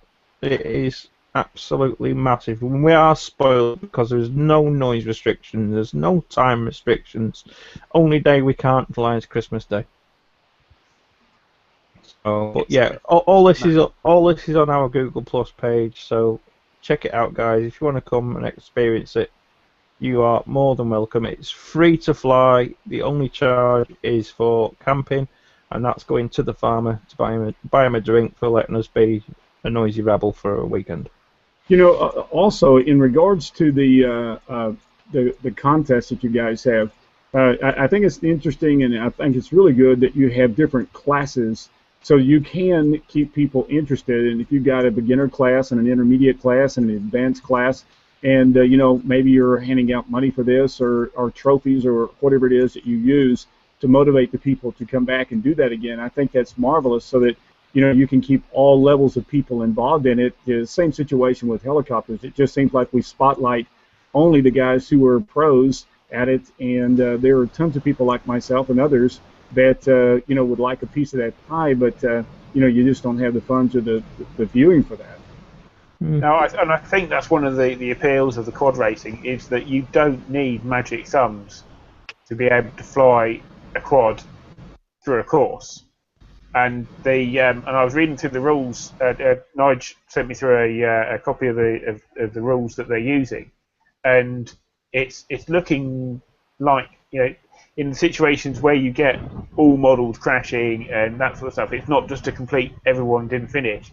You get to restart the race, and it's all very geared. The rules are all very geared nicely towards inexperienced pilots, and making sure that everybody finishes the race as much as possible. Is that right, Nige? You agree with that? Yeah, absolutely. I mean, the most important thing, I mean, this is really early stages for FPV racing, especially in the UK. I mean, the United States is way ahead of us, but there's no point in elitism right at the beginning. We need to get people flying and enjoying it, and it's about enjoying the racing and the competing. It's not about finding the elites. There will be the races and the finals and the championships for the elites in the sport, but there's no point to that if we're not getting everybody flying. So yeah, the rules and the classes are designed to include as many people as possible, you know, and the events, a lot of the events that we're doing as well, we've got line of sight stuff for people to do when they're not racing, and fun stuff, because not everybody wants to race, but they do want to be involved in multirotors, such as quad fishing. Would you believe is one of the events that we'll be having at the grand opening. A small fishing line on the bottom of a quad, a plastic duck with a hook on, and you'll be timed, see how quickly you can pick the duck up and put it down on the target. It's a bit of fun, but it means everybody can have a go. Kevin, you gave us a great idea, which I really would like to try. He's getting all excited now. Don't blame nothing on me now. Which is putting the buddy line between the controllers and allowing people to have limited go that have never flown one before with an experienced FPV pilot to have a go at that. The other one is flying alongside, where you can put on a separate set of goggles and maybe fly along with one of the acrobatic pilots to see what it looks like when you're flipping and doing barrel rolls mid-air. You know, there's so many possibilities to get people into this sport, and it is important that we don't lose sight of that, and we make sure that as many people get to enjoy this as possible. Yeah, you know, one of the first guys that came out with these quads that had his quad had the adjustable props on all the different props. You know, he had a great quadcopter out there as well. What you know, where are we with him in his, because he had URCHA was allowing people to you know, take it through a buddy box and fly it that had never flown it before. Yeah, that's the Stingray, which yeah, there you go. Which actually Jeremy Booth. I'm going to steal this one from Kev. Sorry, mate. That's all right. Jeremy Booth just said there's a Stingray 500, which is the actual. It basically uses 4 helicopter tail rotor back ends for a quadcopter with the nice little belt drives and stuff like that. But the trouble is, that's expensive. It's not a cheap bit of kit. Right. No. If you crash that, you might as well crash a heli, to be honest, because the repair costs are similar. Yeah, it looks very. The price of the thing is pretty steep as well. Well, to be fair though, it does come with everything. You got flight controller and everything. It is an all-in-one package. But it is expensive. Yeah, $700, $800, right? Yeah. Whereas you can get a quad going with camera on board and everything else for about 150 Nige? Just correct me if I'm wrong. Ish. About £150, something like that. Less than that. I mean, this is my race quad. It cost me, I think it stands me at about 110, cool. And it's race spec. So yeah, it's there's not many. Most people can afford that. Like I say, there's not much damage. You go through lots of props. People, you can never buy enough props. Yeah, Nige goes through props when he gets coerced into flying in wind, don't you, Nige? Yeah, I thought you weren't going to mention that. No, when Nige came up to the Hanley Alex field, I coerced him into flying in wind. He's never really flown in wind like that before, and I think he enjoyed it. But it's what I mean. It adds another dimension to your flying. It brings some skill on. Yeah, these wasn't it was gale force. Oh, yeah, he wasn't that bad. But that's, no, that's all you get. That's all you ever get up north. It's either flat calm or blowing a hoolie. There's nothing in between. Don't worry about it. But no, I mean, as heli pilots, a lot of us will know that flying in wind is just one of these things that we have to do. And for some of these newer guys in multirotors and stuff, they're probably a little bit scared of wind. But Nigel's now experienced the dark side, and he was grinning like a Cheshire cat flying this quad around in the wind. He's really enjoying it. And just describe now what your first thought was when you discovered translational lift on a quadcopter. Yeah, that was a new one. I think I remember screaming to you, "I can't come down," or something along those lines. Yeah, my throttle was almost at 0, and I was still up in the air, and I couldn't understand why. And then I had a physics lesson from Kev while I'm still trying to land the thing. But yeah, great fun. And obviously my flying has improved immensely from flying in winds like that. How I managed to get between them two trees without crashing, I have no idea. Yeah. Well, that's it. I mean, the more you do it, the better you'll get at it. And obviously, when there is no wind, you'll fly even better for it. Because absolutely. Because you're already used to putting in the corrections, so the corrections become second nature. Everything gets easier. Well, my ultimate aim in life, not just in anything else, and I'm getting married in a few months, but my whole aim in life is to end up a better pilot than Eamon, because he taught me to fly top. And I'm almost there. Bring it. Bring it. Cool. Right. We'll sort this one out at Drinkwater Park. No, So when is the next race? If you go on the website, the British FPV Racing League website, we've got the calendar there with all the different groups that are racing. We've got, I think the first race is with FPV Scotland. That's on the 3rd of May. We've got the racing at your fly-in on the 10th. We're gonna, because that's on the Sunday, the FPV racing. Yep. FPV Grand Prix have their big racing on the 19th of July, I think, Ben, am I right? Yeah, the week later we've got Drinkwater Park on the 25th of July. Mm-hmm. And there will be a grand final for where we're going to crown a champion sometime in September, but the date hasn't been set. But there'll be dates popping up all the time throughout the year, so keep an eye on the various websites. There's links to everybody's websites that's involved on each of the websites. And, let me ask you guys, are you doing any advertising in any of the newspapers or anything like that? Because I know about 3 years ago we went out to a fun flight just on a luck, and I got to see my first 3D flights of helicopters, and I was absolutely blown away with that. And I can't help but think that the general public would be blown away with that too if they could see it. So, are you guys doing any type of advertising with, you know, a newspaper or something like that to get the general public out to watch what you guys are doing? I'd like to let Ben answer that one because he's got something coming up, I think. Yeah, I've got an appearance on the local TV station. Being interviewed on Thursday for that, and I've got one of the local papers doing a feature as well on our races that we're holding in July. You know, the majority of the people don't even know, in most cases, that flying fields out there exist. So, you know, if you guys have got a large organization set up with that FPV, and you can get some media out there, what a huge draw that would be, because, you know, just like you guys, when you first got started in it, you had, you know, your little small 3-channel quadcopters. Most of the people, or a lot of people, have had those at one time or another through a birthday or a Christmas or something, and would love to take it to the next level, but just don't know how. Yeah, it's just about raising the public awareness of it. I mean, we've already had the local paper run one feature on us with regards to sort of a preview of the event, but they want to do a more in-depth interview closer to the event, and then obviously they want to do some coverage at the event as well. So it is happening. It's just a case of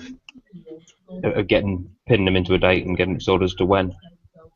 What's the sort of reception you're getting from them? Is it on the whole positive? Mixed, I think. Some of them are either not interested or really, really up for it, and, you know, really excited about the whole prospect and what it actually is. And some of them are just really confused by the fact that you're doing what? Yeah. Mm. We get that. You get that with radio control stuff. Full stop. So the general media outlet understanding of FPV is just yeah. Yeah. I think the way that general consensus looks at us, it's just grown men play with toys in the field and being super geeky, which, to be fair, I don't mind. I enjoy every aspect of it, and I am a bit of a geek. But it's one of them, you just have to approach it softly and sort of ease it into mainstream. And it is going mainstream, just the popularity of FPV and quads, it will go mainstream. It's that popular now. Are you guys, in the UK, are you guys getting any of the, a lot of the rules and regulations coming down from, you know, a lot of that? I mean, that's a lot going on over here. I mean, there's lots in the news about that. A lot of people are using their quads for advertisement, like out in Las Vegas, where they take banners and fly banners around and such as that. So I just was curious if you guys are getting a lot of rules and regulations. We've been very lucky in this country so far. The Civil Aviation Authority, which is your equivalent to the FAA, have rules in place with regards to multirotors and quads and etc. They haven't tightened them or jumped on it in an overreactive manner, which they have in some countries.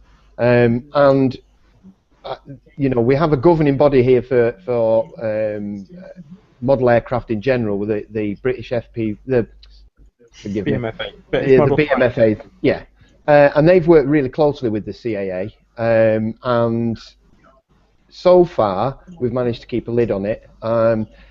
Unfortunately, there is that bad press of people getting off the shelf quads like the Phantoms and flying them stupidly, and it always hurts. In fact, there was a report just today of someone flying one over Manchester Airport, and it does harm the sport and it harms the hobby. But all we can do is keep, you know, showing that these things can be fun and safe, and keep showing a positive light. And the more positive light we show, the less damage these idiots do to the hobby. But unfortunately, you know, there are rules in place, but, you know, let's hope that they don't get any stricter. We are lucky over here. There aren't as many idiots as it seems to be as there are in the States. I mean, one of the biggest problems for FPV in the States is Trappy. He runs Team Black Sheep, and he's probably the worst person ever to be promoting anything with what he's doing. I mean, he's been in court how many times and all sorts, and I'd say he's probably single-handedly bringing it down in America because of his antics. We're quite lucky we haven't got anyone like that in the UK. But that's a yet. There might be someone that copies him, but at the minute I don't think there is anyone. But I think the important thing to say as well is that the rules and regs to govern things like distances from buildings and flying over people and all that sort of stuff has been there for radio-controlled aircraft for 50 years, if not more. You know, the whole... So, you don't fly within a certain distance of buildings. You don't fly over the top of people.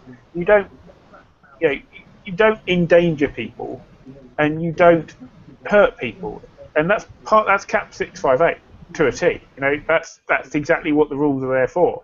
So the fact that people are doing all this stuff, doing that, there are a small minority of people breaking the rules, doesn't mean that we need more rules. We need people to be more aware of the rules, and I reckon that most of these people just aren't aware of them.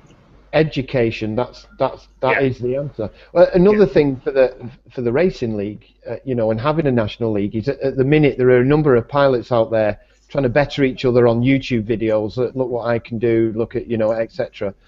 To give them another focus, i.e., a national league where they can compete against each other on a racetrack and aim towards a title and a championships. We're helping to focus that attention and that flying towards that rather than trying to better each other on YouTube. So there's nothing but positive about what everybody on here is trying to do, and I'm sure that it will go that way. Yeah, it'll be fun. It's definitely going that way, and it's definitely going to be fun. And by the way, I've got dibs. Not only have I got dibs on the tri-rotor Goblin and the Night Flyer and Kev's 380 as well, I've also got dibs on your quad as well, Nigel. Did I say that?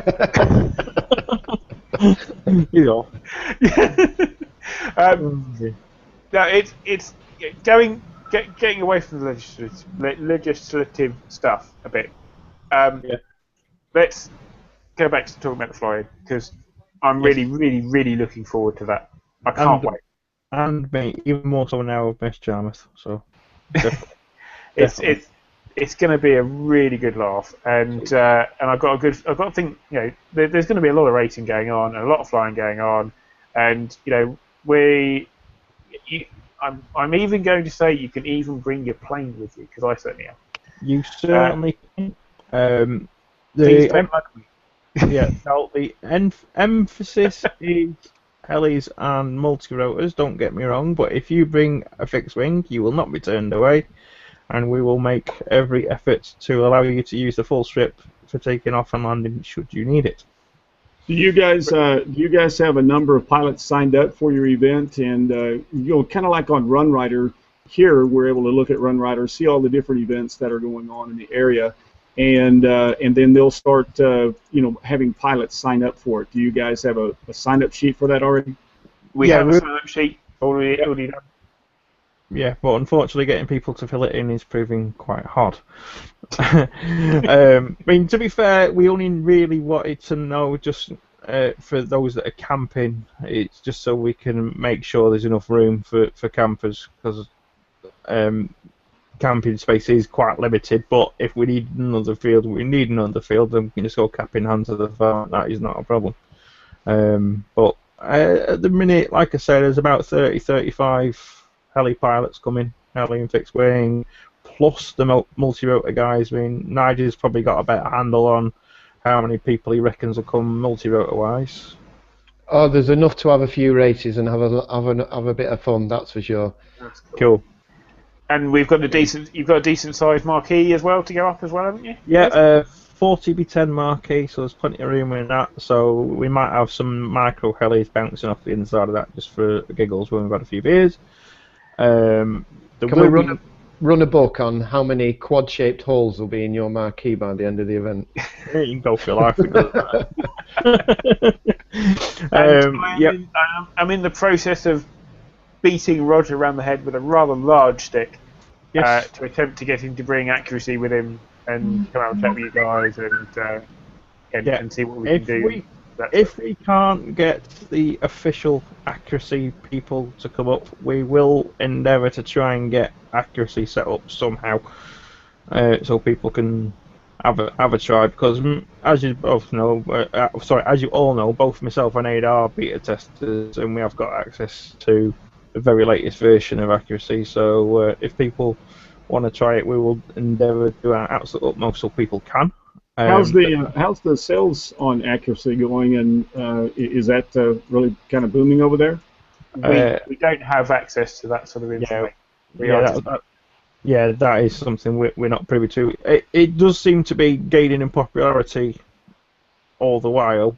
I don't think it's been quite as popular from the get-go as people would have liked, but it's sort of picking up steam, as it were, and it's getting better. And the fixed wing's out now on that as well, so there's fixed wing on that.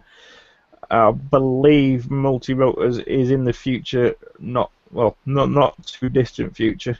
There are other things that we're not allowed to talk about, but I do believe multirotors is coming fairly short. So, not that you can do a right deal with the multirotors on a, but hey ho. But no. And on the multirotor simulator front, actually, there was a rather interesting video that I came across earlier on. Yes. Which I was is just going to link to that, actually. Well, go on. It's an FPV racing simulator. Which, if you go to the Rotors Google Plus page and look at the recent posts, and it's fantastic, and I want to know where to buy it, and there isn't a link. It's like teasing us with it, and I don't know where to get it from. I don't believe it's available at the moment. It's in process of being developed, from what I can tell. Obviously, that I got given that link about half an hour before the show started, so I haven't really had a chance to have a proper dig through Google. But I believe it's French, which is bound to make life difficult. Well, you need to sort out your language skills, Adrian, because that's German. I'm sure I saw a .fr URL on it somewhere. No, that is German. Trust me. Oh, is it? Yeah. See, I didn't even have a chance to watch it properly. Oh, but no, I'm just having a quick look at it now. It does look immense, to be fair, and it does suggest to me that it is German. There's something German, so I will try and find out a bit more, because I know quite a few people over there. As and when we find out more information, we shall share it with you as soon as possible. We certainly will. Before we go, can I just mention that we've put a lot of work into the flying events throughout the year. Ben and ourselves and FPV Scotland. We've got a lot of sponsors. There's going to be prizes to be won, etc. We really need people to get involved and come along. We've got lots of interest and sponsorship, and and we really need to get this sport off the ground now, and I think this season is our chance to do that. So all those people that are watching this out there, get your hands in your pockets, get those dates booked, and get yourselves down to the events and take part. It's the only way it's going to work. Talking of sponsors, who have you got sponsoring the league at the moment? Oh, we've got so many. Ben will know the sponsors that he's got. So far we've got Fast Lads are sponsoring us with some fantastic prizes. Make It Build It, Phil at Make It Build It, and we've got J.R. McGregor's are sponsoring us. There's so many, and I don't want to miss anybody out. You've really put me on the spot. Sorry. Is there a sponsor link on the website? There is a sponsor link. Yes. Right. Is it the /sponsors? Yeah, on all the website. If you go on FPV Grand Prix website or Drinkwater Park's website, all the sponsors are on there. And we're really grateful, because this is such early days for this sport, and they've got behind it, because many of them are heli part suppliers rather than quad suppliers. And they're really pushing this sport forward. We've gone to them and saying, this is the first year we've done this. Will you sponsor us? And they have. And we've all been really bowled over by the amount of support from the industry, as well as, as the pilots themselves. Yeah, it's pretty cool. And so the next. Sorry, just on a confirmation of the next race. Is that before the our flying or after the flying? Before your flying, that'll be the 3rd of May, and that's with the FPV Scotland group up in Scotland. Cool. You can find out from their website exactly the details of where and when and how to register. And then the main events, you've got your fly-in, which we're hoping lots of people will come to, and the main events are FPV Grand Prix in July and Drinkwater Park in July. They're the 2 big meets. Cool. Excellent. Thank you. I'm really looking forward to our flight now. I can't wait. But obviously, go to the other event on. Go to everyone. Yeah, definitely. So if you're intrigued to see what this is all about, with the FPV racing side of things, it is. I mean, I'm sure you've seen all the videos on YouTube. If you haven't seen the FPV racing on YouTube, go and look at it now because it's freaking awesome. Yes, definitely. Right. Before we wrap up, there is one Q&A I've been trying to get to, but we've been talking about other stuff. It's really for heli pilots, so this will be Graham, Ade, and myself, really. Michael Van Zoen, recognise the name, I don't know why. Do you think the Velos 880 will ever be for sale on the market, or will it just be a concept heli? I've got a little bit of inside information on this one. We might be getting a demo, a review kit, which I'm looking forward to in one respect, but my wallet isn't looking forward to it in the other respect. Yeah, I know. So please, somebody demonstrate 2 700 power systems. Give us 2 700 power systems, please. Yeah, something like that. Have you seen the Velos, Graham? The 880, the one with the twin power system. No, I haven't seen that yet. No. You haven't, no. Did you see it at Urcha, Bob, the Velos? No. The only thing I've seen on it is just the video, and it's pretty awesome. But we haven't seen anything on that, and I really don't know how it's going. The videos have been very limited. And by the way, Kev, just real quick, just want to say congratulations on your sponsorship for your for what you're doing there, and that's very nice. And just for myself, we've been able to become a field rep for KDS, and they're doing some really nice things over there here in the States for KDS with name recognition. But I haven't seen anything big on that thing. It's certainly an interesting machine, isn't it? It's just amazing. Yeah. Basically, they've taken 2 700 size power systems, bolted them together, and slapped some 880 blades. Just a monster. That's not the biggest heli that I know of, though. A good friend of mine, Hayden Hamilton, I think it's Hayden Hamilton, I think so. He was just gone.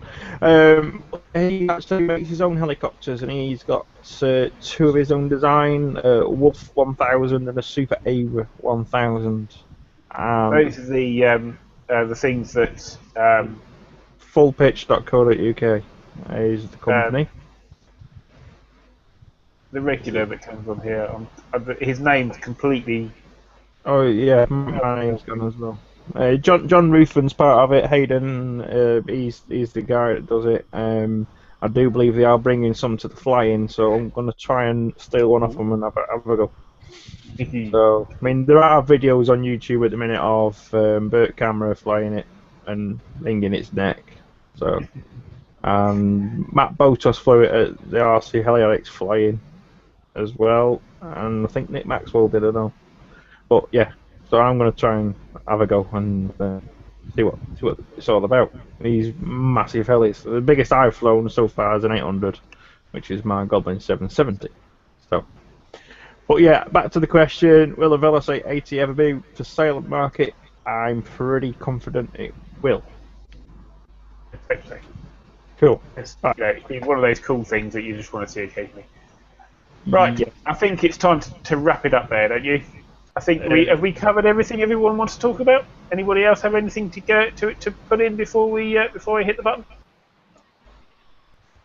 No? Don't shout at once. It's fine. Right. Thank you very much, everybody, for watching. Please, please, please come to the fly-in. It'll be freaking awesome. If you've never flown FPV or little mini quads or anything like that before, come along. We will endeavour to give you as much experience as we can of them. And we'll try and employ as much cool technology, because I'm a geek, as we can to get it to as much of it to as everybody, whether you're there or not, as possible. Hey, do you guys know how many buddy boxes you'll have to get that person off the sidelines and get a transmitter in his hand? Well, it's aimed at people who can fly already. We don't expect to have that huge number of people to a point where we'll be, and obviously, there'll be a problem with the number of pilots that want to sit there all day doing buddy box, because although you're not flying the helicopter, being on buddy box is actually quite hard work. Yes. So there will be availability for it, but it's not something that we will be running full time. So grab somebody like myself or Kev, and if you can't find somebody else, and we'll see what we can do. Yep, I'll be bringing a buddy lead and submitting my transmitter for you should it need it as well. Cool. Awesome. Right. Yep. Thank you very much, guys. See you next month, and have fun, and we'll hopefully see you at fly-in. If not, watch the live streams, watch out for the videos, watch out for the pictures. They'll all be going on upline as much as we possibly can, as well as as much as the technology allows us to do. Yep, thank you very much. Yep. Okay. Thank you. Good night. Thank you for having us. Good night, guys. Good night. Thank you. Bye bye. Good night. Thanks. Bye bye.